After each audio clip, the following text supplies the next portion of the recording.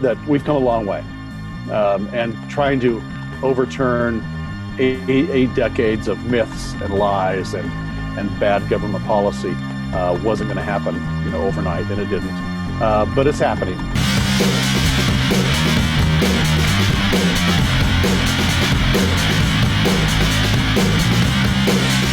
From Acapulco, Mexico, this is Anarchast. Hey everybody, welcome to Anarchast, your home for anarchy on the internet. I've got a great first-time guest coming on. He'll be speaking at Anarchapulco 2020, coming up in February 13th to 16th in Acapulco, Mexico, right here. And it's Michael Bowman, and he's been incredibly instrumental in what you could call the decriminalization or legalization of cannabis or hemp, starting in Colorado, where he really started off, but across the world now, really. He's been incredibly involved. He's essentially a fifth-generation farmer from Colorado, and he's been a hemp advocate for 20 years. And as many of us know, this war on drugs is terrible, and he's been a big part of helping to change that and continues to do that. So really excited to have him on, and he's coming in from California, and it's great to have you on. And the first question I have to ask you is, how did you become a voluntarist? Well, Jeff, I think I've always believed that it's best when society or people in general are not coerced into doing any certain action, and so. I think that when we appeal to our better angels, the best what we can be, and we're living a framework where where we can serve ourselves and then by default our community that way. It's always best to start from that position. Yeah, absolutely. And of course, doing what you do, you've had to deal a lot with governments. That must be a lot of fun, but you've also had a lot of success. So why don't you give us sort of like your entire background on this, because you've been incredibly instrumental in starting to finally get rid of this drug war. Well, my journey really started 20 years ago around a campfire in Zimbabwe. I was doing a lot of work at that time with Holistic Management International on soil health. I grew up on a farm and ranch in rural eastern Colorado, and was always interested in conservation and what we could, better land and being good stewards of what we had, and so spent my winters and off seasons in Africa, and was around a campfire one evening with some Australians, and they were talking about the coercion of farmers in India that have been growing hemp for centuries, being forced to transition their farms to GMO cotton under an arrangement that the government had put in place to force that transition of those farmers. And they were at that time there were and still continues somewhat today a lot of suicides over that. And that culture, if you can't care for your family, there's often the remedy to that is you commit suicide. And the farmers were using the pesticides and herbicides that they'd never used before and were being forced to use as that vehicle to commit the suicide. So I come at that from if you look back at the voluntarist side or the social justice side, even this was it just got at my core. Keep in mind, I didn't know anything about hemp at that particular moment. Our farm was in the western part of the United States, and by the time the 1937 Marijuana Tax Act had been put in place, farms we were just breaking out sod in the West, and so hemp was never a crop for us. So didn't know a lot about it. But then as I started learning about the crop and of its many attributes, that it could use less water, it didn't need pesticides and herbicides. It was great for the soil. We could create a sundry of products from that plant that we could use to develop markets around the world. It just checked all my boxes. And as I, then further went into how did this plant get to be made illegal? Here is something that you can trace back 12,000 years of the Chinese cultures. I mean, the Great Wall of China has hemp fiber in it. The bricks in the Egyptian pyramids have fiber. If you look at Columbus's sails on the ships that came to the United States, those are canvas fiber, and it played a role in the founding of our country. So you have to ask yourself, how did we get here? And so then as we start peeling back that onion and figure out how did we get there, you look at that interaction of, and particularly government and business at that time in 1937, when there was an hysteria that they could play upon with the reefer madness, and some business titans who were very interested in a monopolistic view for their products, and And so down that path we went. It started with that Tax Act in '37. It was briefly suspended during the war. Hemp was so important to the war effort that we suspended it in 42, 43, and 44, and forced our farmers to grow it. Actually, for that, and put the tax back on after the war, and then effectively killed the industry again. And it stayed that way until 1969, when Richard Nixon, in the 1969 and 1970 timeframe, when Nixon was putting the Controlled Substances Act in place, and we know now, because his notes, the notes of John Ehrlichman have been declassified, but we know that they use that as a way to jail and harass people who are anti-war, and particularly people of color, the Latinos and the African American community. So, purely again a political play for Nixon at that time that our government acquiesced to. And so, we embarked on a 50-year, we could call it a disastrous war on drugs. We are the incarceration nation. We're about 2% of the world's population, and we have 25% of its prisoners, and a large share of that are people who are in and have been in for minor possession of a plant. So so after learning all of that's a long way of saying, after I went through that history, found out what that history was all, what that meant and what it was going to take to change it, I got real interested in the policy side, and started doing education in Colorado with a wonderful woman by the name of Linda Parker. The two of us really took this on with the help of the Canadian consulate at the time in Denver. They opened up their doors to us once a quarter, and we'd bring in law enforcement and legislators and Mothers Against Drug Driving, and anybody we could find, farmers, to talk about the plant and its attributes. And so we built a lot of support for the idea of bringing it back at a state level first. I knew that in some other policy work I'd done in changing and affecting federal policy in the United States, it's always best to start at the state level. Start with a good state program, and then you've got something to talk about. So that's what we did. We worked in Colorado building that support, worked up through 2006 to 2010. We went to our legislature and started with a simple resolution that asked that we could support the reintroduction of agricultural hemp. Passed unanimously. This was not a partisan issue. It was one that was just common sense. From there, we went on then to 2012 with the Colorado's Amendment 64, a groundbreaking policy that where Colorado became the first unit of government in the world to end prohibition. A lot of people don't realize that, but we were the first and only government at the time. In the Netherlands, it's actually illegal. They just looked the other way. So that set the course. The first domino had fallen, and in that first ballot, we had the constitutional right. The farmers are given the constitutional right to farm industrial hemp in Colorado. So we took that and then started working in other states. We formed the National Hemp Association. I was the board chair of that in the beginning.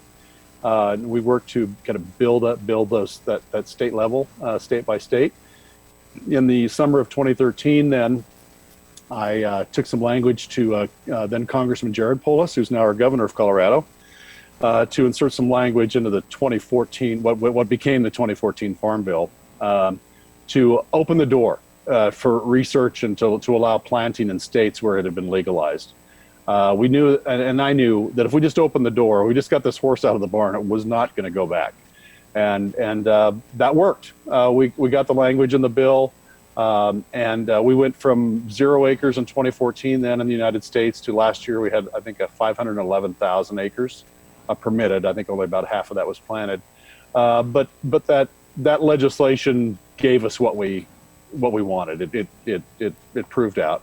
And so over those 5 years, we grew the industry and gave everybody a start. And then the 2018 Farm Bill then fully descheduled hemp. It took it off of Schedule 1 of the Controlled Substances Act, took it away from DEA and gave it to USDA. And we're now, as January of 2020, now really looking at kind of rebuilding the industry again, and we are really starting from scratch. We have we've decimated our infrastructure They're just the whole system is set up for commodity type programs under the existing USDA programs. So we have a lot of work to do to build the industry, but we do know that this plant gives us an opportunity to create all kinds of new products and new jobs across the country for products that frankly that are needed around the globe. So we know that with all we need to do is take the chains off. The chains aren't completely off. There's even with the new legislation and the descheduling, there's still permits and a number of things that we have to do, for the government for compliance. I think over time those things will fade away as people understand that this is just a plant, a very valuable plant. But this is the transition phase we're in, and so we're still excited about it because we look at, if you think back just 5 years ago when there was nothing being grown, and people like Alex Whiteplume were jailed, for growing the plant. That we've come a long way, and trying to overturn eight decades of myths and lies and bad government policy wasn't going to happen, overnight, and it didn't. But it's happening, and so we're really happy to be where we are today and be on the, just really be at the beginnings of building a really interesting new sector in the United States. Yeah, absolutely. I'm super excited about it as well. I'm so glad that you and so many other people have brought it this far. You brought up right at the beginning how cannabis has been involved in cultures for millennia. I actually wasn't even aware of it, going all the way back to China and all that. But even the initial founding fathers, as they called them, of the U.S., a lot of them were hemp farmers, and they were. Yeah, so it's pretty amazing how they flipped the whole thing there around, like in the 30s, 40s. They tried. It was mostly sort of like a racial thing, from what I can tell. I was actually just in jail last week in New Orleans for being annoying to a police officer, and man, like everyone in there, they're all black and they're all in there for drug charges still, and it's just unbelievable. But this is getting better thanks to a lot of the work that you've been doing. Yeah, and I'm thrilled, for the part that I've been able to play in this. There was a lot of folks out there, Jeff, that are just, great people, great activists who have been doing this a long time as well. It really took a village on this one, and each one of us got to play a role. We're in a symphony, and each one of us got to play our own role. Each one of them was important. So we're thrilled here, and we just hope we can right some wrongs. Yeah, absolutely. And on this show, it's Anarchast. A lot of anarchists watch this, a lot of voluntarists, and a lot of them will say, never get involved with the government. Don't even, you can't change the government, all that kind of stuff. I don't think you can truly change the core, the nature of government, but you can change a lot of things if you go out and actually do them. And you've proven that by going out and saying, that's enough of the stupidity. Let's do whatever work it takes to get it through. And if enough people do that, as you pointed out, it took a village. I'm sure it wasn't just you. And if enough people do it, you actually can make those changes. So I definitely support anyone making these changes as much as possible to end this sort of like tyranny that we've been seeing, especially with the war on drugs. And for me personally, it's been great. My wife's a big cannabis lover. I actually don't do it too often. I put it sometimes in my coffee enemas, and it's very relaxing and have some really enjoyable moments. But I call her name's Kana. I call her Kana Marley. She's always smoking, like every day pretty much. And we've visited like stores now in Vancouver, Canada, of course in Las Vegas. We were just in Aspen, Colorado, where we bought a bunch. And it's so funny when you look back at this stupid drug war, right? Everyone's like, what if we legalized weed? What would happen? It's like, well, you'd have beautiful Walmart-like stores with beautiful, happy people inside buying really nice products. Yeah, that's basically how that happened. We have 500,000 people dying a year from alcohol. Nobody thinks anything about walking into a room with a glass of red wine, right, or gin and tonic. But God forbid, if we take a plant and enjoy it in another way. Yeah, I would say, as someone who's done both alcohol and weed, that if the entire world did weed, we'd have a much better world. If the entire world just did alcohol, it'd be much worse. Well, you can look. It's in the Bible. Cannabis is in the Bible. The holy anointing oils in the Old Testament. The recipe's in there. I don't know how much a shekel is, but it's in shekels. It is cannabis oil, olive oil, cinnamon, and myrrh. I wasn't aware of that. That's cool. Yeah. So it's there. Yeah. Been around a long time. Yeah, I actually want to get into some of the hemp-related products and stuff that you've been talking about because I think that's very interesting. But before we get into that, I just want to finish off with talking about actual the what do you want to call them, medicinal uses or just the recreational uses of cannabis. For me personally, like I said, it's actually been really a great thing in my life. I actually only started doing a little bit of it in the last couple of years, and man, it's I've had moments where I've just been really introspective in my meditation. It's really helped out a lot with a lot of the sort of like spiritual type stuff I'm doing, like meditation, all that. It's really helped. So I'm just wondering from your perspective, like, are you a user of cannabis and do you have any experiences with it that you want to share? Yeah, so I use this on the hemp side. I'm a regular user, daily user of CBD products. Really love them. I found that they've given me I have just a great feel in my body. I sleep well, and an occasional user. On the other side, I am. It's always been my my CBD has been my thing, and clearly I'm support both sides of that. I'm not a daily user of cannabis, but clearly I believe that everybody ought to have the right to consume this plant and use this plant in a way that is right for them, and so that's where I am on that. Yeah, absolutely. And for anyone out there, if you've never done weed, try it. It's like really, it's great. What I found when I first tried it, I got really paranoid. And I think what it was, like looking back on it, is it kind of like opens your mind quite a bit. And I had such a strong mind that when I did the weed, I was like having this battle in my head of like trying to keep control of my brain, right? But after I did it a few times, probably at least 5, 10, 15 times, then I started to get over that. And I started working through issues in my head, and now I can really just kind of relax on it. So I just want to put it out there. If you've never done it, you should really try it. It's really great. I think it's great. And then of course there's different strains for different different maladies. For me, I found one that really helps me.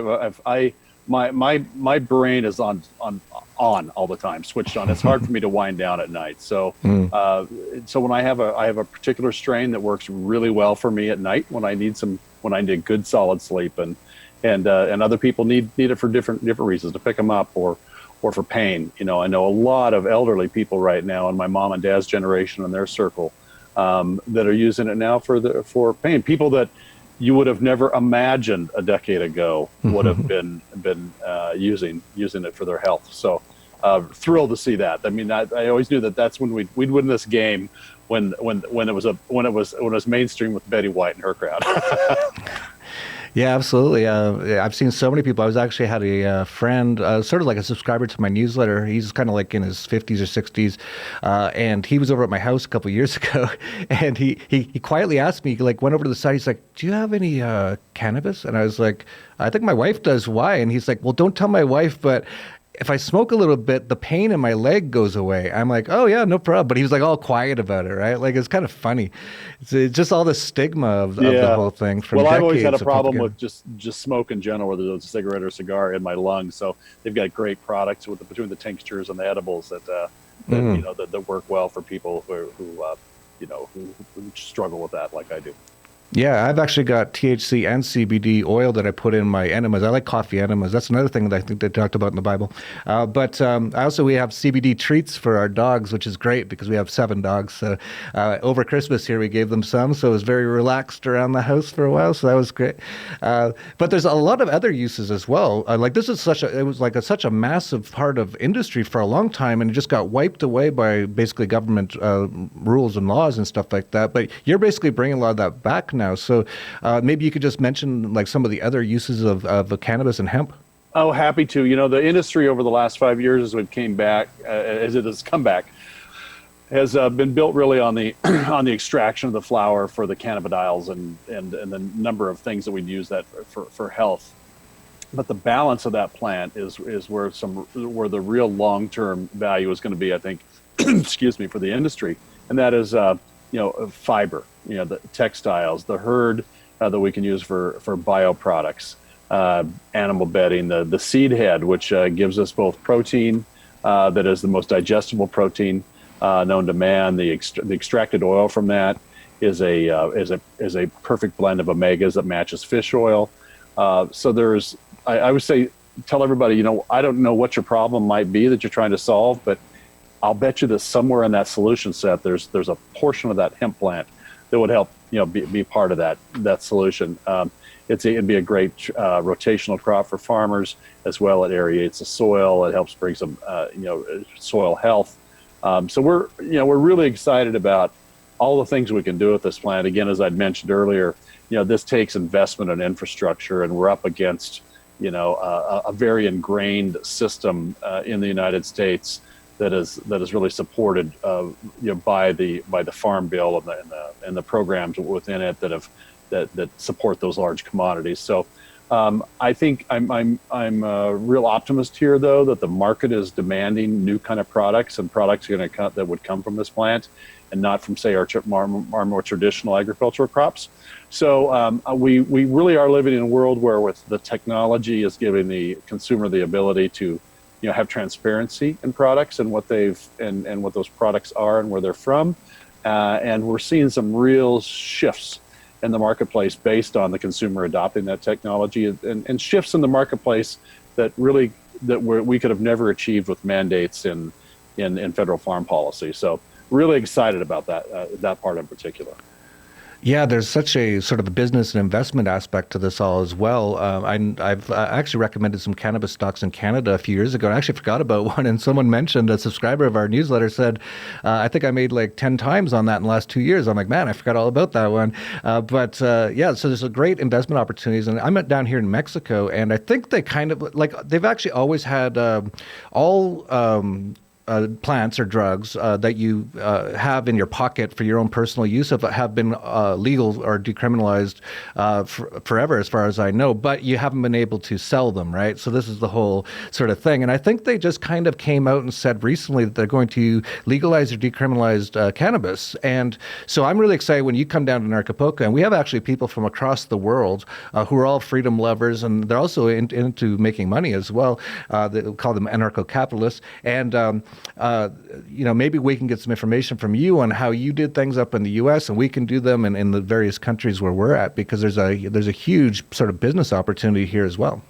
Well, I agree, and to that end, we just announced the formation of the U.S. Hemp Growers Association, so we can start bringing farmers in and looking at these opportunities you talked about. How do we marry up the ability of farmers in the country to grow these products and make products, and link those with investors and companies around the world that can use and buy and partner in those products. So I too am really looking forward to Anarchapulco and the opportunity to share this story with those investors and the folks who are interested in the industry, and really just get started. Yeah, absolutely. Well, I'll tell you, you'll be welcomed quite a bit like a hero for what you've done, because as voluntarists and anarchists, one of the biggest sort of things that have been one of the worst things in the world over the last 100 years has been the war on drugs. And this has started to slow that down, or start to change that, at least at the very least. And hopefully, and we're seeing now, I don't know if you were involved with this, but in Colorado as well, I think they decriminalized magic mushrooms. So there's lots of stuff going on. And, it all started with a lot of the stuff that you were doing. So we're really excited to have you coming down. Is there anything you want to let people know? Any websites you have, blogs? Well, a couple things I'd add just to what you just Sure. said. Well, at some websites, just talking about, the grip that the government had on the war on drugs. In July of 13, when I wrote the language, which becomes 7606, and had taken it to Congressman Polis, wanting him to have something in his hand when he was debating it on the floor. So we had a U.S. flag made from industrial hemp fiber, regulation size, silk screened. It was grommeted, regulation flag. He brought it to the floor of the House. This was on June 19th of 2013. When we finished up that night, the vote had been taken. We were walking out of the House late that evening, and the flags fly over the chambers when government's in session. And I looked up and I thought, wait, we're about 2 weeks away from July 4th, and I have an American flag made from industrial hemp. I wonder if we could find a way to get that flag flown over the Capitol on July 4th quietly. So sure enough, went back to the next day with the help of Congressman Polis's office. We went to the Capitol architect and they agreed to fly this flag on the 4th of July. Well, on a news organization that had written a story on me back in a year earlier, I gave them a heads up that this was going to happen, and so the story broke that morning. Well, fast forward, so this was in July. Fast forward to October. Michelle Leonhardt, who was the DEA administrator at the time, was speaking to the Association of National Association of County Sheriffs, and she told them that on the morning of July 4th of that year, when she woke up and read that there was a hemp flag flying over the U.S. Capitol, that it was the worst day of her 33-year career. That she was against all illegal drugs, even the flag-making kind. That was her. And so, you know, it really gave. I mean, they knew that at some point when the door was open, the gig was up, right? And they couldn't hold on to this lie once the door had been opened. And so, and that statement by her was prophetic, because that horse was out of the barn. And we became on that day, if there was about 1,400 stories written about that flag around the globe, and mostly laughing at the U.S. for our policy on industrial hemp. Because keep in mind, at that time, we were the only G7 nation in the world that didn't allow its farmers. Its farmers were prohibited under federal law to grow, and yet we were the largest consumer market in the world for these products. So, you know, the world looked at us, you know, with a bit of, you know, with a bit of a closed eye. So that just gave you an idea of what you know, as to the grasp that they had to have when you go back to that war on drugs, and how they had to just, you know, it was with an iron fist that they had to prosecute with that, because when the lie was over, it was going to be over, and it was going to be over fast. And so I think that's what we're seeing now. The door opened. We're seeing that now we can have some adult conversations about adult use marijuana, you know, the mushrooms, everything. I mean, we all know that this war on drugs has been an absolute total disaster, and that we're on our way to fixing that. So back to you. So anyway, thank you for letting me add that little story, because I think it was important in the context to show just how, you know, just how ingrained these lies were into the bureaucracies in this country, and that still a harmless plant that could offer so much to us was being treated, you know, like a rabid snake. Websites. So we've got a lot. There's a lot of great resources out there. Votehemp.org is a great resource for policy issues. The Hemp Industries Association does a great job as well. They're THEHIA.org, I believe. Our new National Association of Growers, the U.S. Hemp Growers Association, is U.S. Hemp GA for Hemp Growers Association, ushempga.org. And those are good places to start. There's some great resources there on all of those sites. And I'm easy to find. And I'm happy to, as time permits, answer emails. I'm Michael at Bowman.ag, BOWMAN.ag, and happy to answer any questions and help anybody that might have some questions, or just want to chat about this plant. That's great, and I'm sure there'll be lots of cannabis around in Anarchapulco, and we also are going to be doing ayahuasca, DMT, peyote, all those things. If you want to do those things, we're going to have them down there. Okay. So just letting people out there know that. So it's just February 13th to 16th. We'll be doing some of those before and a lot of them after the conference for anyone interested out there. And thanks a lot to Michael Bowman for coming on. And that's it for Anarchast, your home for anarchy on the internet. Peace, love, and amity. Thank you very much. Anarchapulco, it's so hype, I'm trying to tell ya. This the event of the year and best vacation ever. Ron Potter, Jeffrey Tucker, just to name a few. Get your tickets, you don't want to miss it. You should roll through. Talking politics to health and self-improvement to invest in. So many things, not one thing. Learn how to live life unchained, yeah. 4 days vibing on the beach, time to connect. All about growth, way more than a conference. This is Anarchapulco, yeah. Let's go. You ain't seen nothing yet.